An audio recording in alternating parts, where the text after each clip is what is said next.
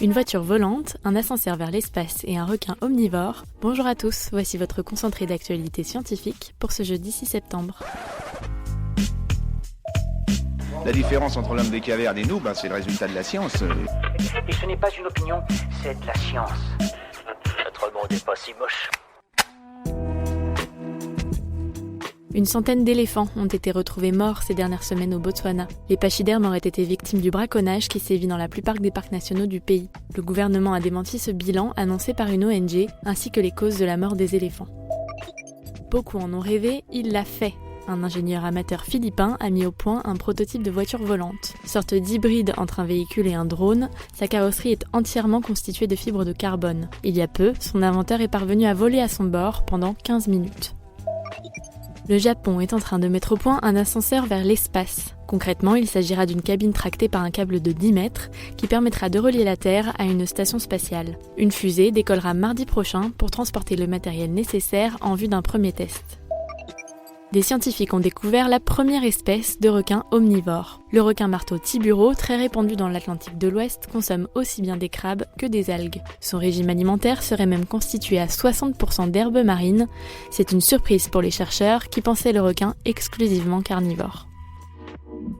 Super, j'adore. Alors écoute-moi bien, je vais essayer d'être clair avec toi. Ouais, génial. Plus d'un quart de la population adulte mondiale aurait une activité physique insuffisante. C'est ce que révèle une étude réalisée par l'Organisation mondiale de la santé. Selon l'OMS, ce manque d'activité expose davantage aux risques de maladies cardiovasculaires, au diabète, à la démence et à certains cancers. Pour s'en prémunir, l'organisation recommande de pratiquer 1h30 d'activité modérée chaque semaine.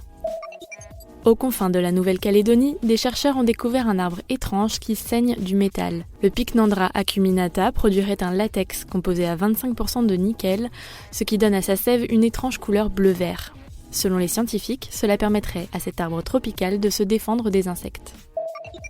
Un astéroïde binaire a été observé au radar. Ce type d'astéroïde est très rare car il est composé de 2 corps célestes qui gravitent l'un autour de l'autre. Fait inhabituel, les deux sont ici de taille semblable et de masse équivalente. L'astéroïde est passé très près de la Terre, ce qui a permis aux scientifiques de l'observer au radar et d'obtenir des clichés très précis.